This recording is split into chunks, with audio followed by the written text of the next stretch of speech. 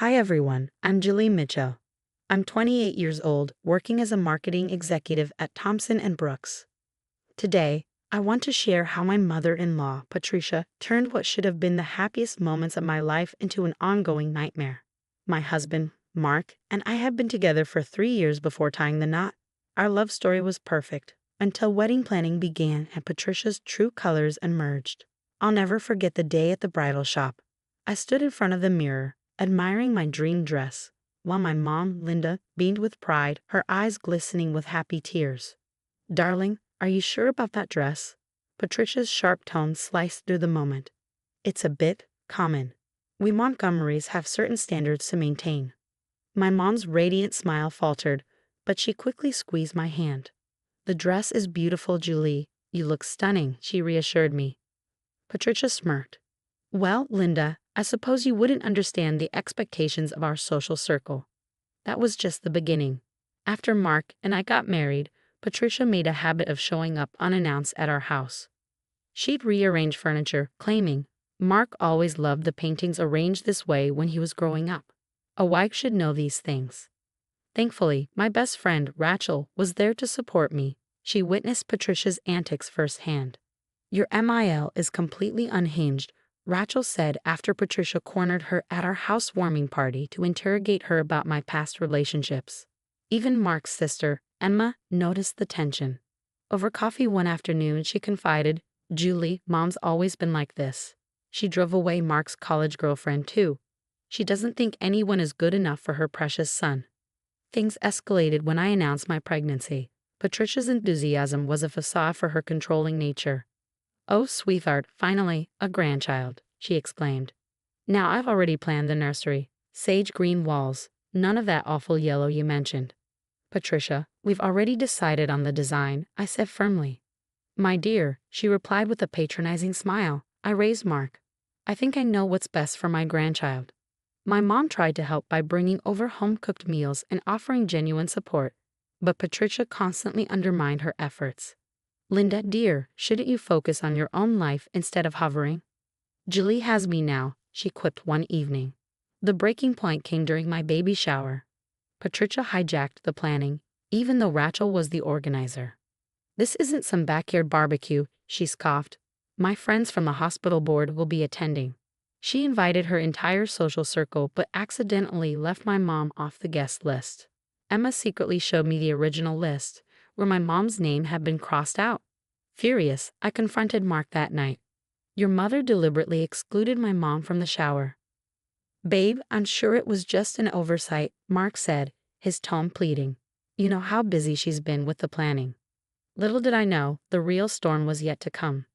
The day I went into labor was supposed to be a moment of joy, but it turned into chaos. My contractions started during a quiet dinner with Mark. As we rushed to the hospital, Mark called our families. Within an hour, both my mom and Patricia arrived.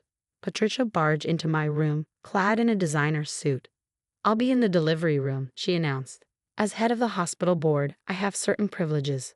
Struggling through the pain, I managed to say, "Actually, I want my mom with me." "Don't be ridiculous, Julie. Linda doesn't have the social standing to handle such a delicate situation." Patricia snapped. My mom, who had been quietly arranging my comfort items, finally spoke up. "This isn't about social standing. It's about Julie's comfort." Patricia's face twisted with indignation. "Security," she shrieked, pressing the emergency button. "This woman is harassing my daughter-in-law."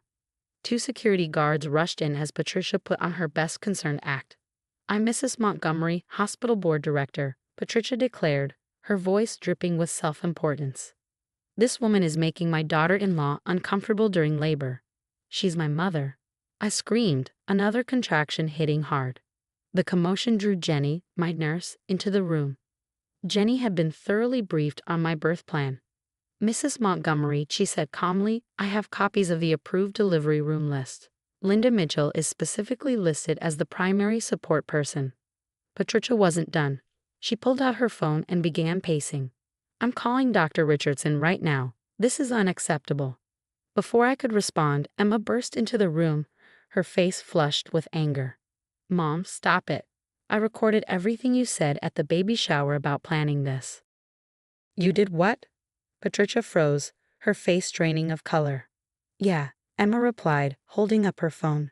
Including how you bragged to your friends about making sure that woman wouldn't be anywhere near your grandchild's birth. The security guards exchanged uneasy glances, clearly realizing they'd been manipulated. At that moment, Rachel arrived, her phone in hand. Oh, Patricia, she said with a sharp smile. Want me to share those texts where you schemed to ban Linda from the hospital? Mark finally found his voice. Mother, leave. Now. But darling, I'm only trying to protect. Get out, I screamed, my voice cracking from pain and fury. The look on Patricia's face as the same security guards escorted her out was priceless. But, of course, she couldn't resist a parting shot. Mark, your father will hear about this. The family name. The family name you married into. Emma cut in with a smirk. Dad already knows. Who do you think gave me the idea to record you? As Patricia's heels clicked away down the hall, my mom quietly took her place beside me, holding my hand. Mark stood beside us, looking shaken. I'm so sorry, Julie. I had no idea she'd go this far. Rachel was already typing furiously on her phone. Oh, the hospital board is definitely hearing about this abuse of power. Emma stayed behind, showing the nurse her recordings as evidence. But the truth about Patricia was just beginning to unravel. The days after my daughter Lily's birth should have been pure joy. Instead, Patricia's actions unleashed a storm. While I recovered in the hospital, her carefully crafted social facade began to crumble. You won't believe what I found. Emma burst into my room one afternoon, clutching her laptop. Mom's been embezzling from a hospital charity fund. She's been taking credit for donations she never made. Mark sank into a chair, his face pale. There's more. Dad called this morning. Apparently, she's been forging his signatures on charity documents for years. Nurse Jenny popped her head in. Mrs. Mitchell, several board members want to speak with you about Mrs. Montgomery's behavior. They're concerned about similar incidents with other patients. Rachel stormed in next, waving her phone. That witch has been spreading rumors about you at Mark's office parties. Jessica from accounting just sent me screenshots. Patricia told everyone you trapped Mark with the pregnancy. She what? Mark's face turned red. That explains why Johnson's wife was giving Julie weird looks at the company picnic. My mom, who just brought in soup, sighed. That explains the country club incident. Remember when those ladies canceled our spa day? Emma pulled out her phone. Listen to this. She played a recording and Patricia's familiar, smug voice filled the room. Of course I called security on her mother. We can't have someone from that background causing scenes in my hospital. I've got plans for my granddaughter, and they don't include mixing with the wrong sort. When did she say this? I asked, cradling Lily closer. Yesterday at her weekly bridge club, Emma replied. Right before she bragged about driving away Mark's college girlfriend by spreading rumors about drug use. Mark's phone buzzed. He glanced at the screen. It's Dad. Answering, he listened intently before hanging up. He's frozen her access to the family accounts. The charity board is meeting tomorrow. It's bad. The door opened and Patricia stepped in. Her eyes were red and her composure was gone. Julie, Mark, please, I can explain everything. Those recordings are taken out of context. Emma, how could you betray your own mother? Save it, Emma snapped. Dad knows about Catherine too. Mark frowned. Catherine? Your high school girlfriend, honey. The one who cheated on you? Mom paid some guy to pretend to be her secret boyfriend. Patricia's shoulders sagged. I did it all for you, Mark. These women weren't good enough. Mother, Mark interrupted coldly. We'll let the board handle this. Patricia turned to leave, but Rachel smirked. Wait till she finds out what's coming next. The charity board meeting isn't the only surprise heading her way. I looked down at Lily, sleeping peacefully. Sometimes karma needs a little help, I whispered. 6 months later, karma truly outdid itself. While I sat in my office, celebrating a major promotion at Thompson & Brooks, Patricia's life had unraveled. Did you see Patricia at the grocery store? Rachel texted me. She was arguing about her credit card being declined.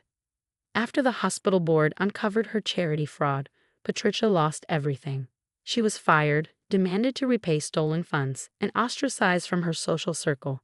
The designer clothes, country club membership, all of it had been built on lies. The look on Patricia's face when James, Mark's father, announced their divorce at the country club brunch was unforgettable, or so Emma told me over coffee.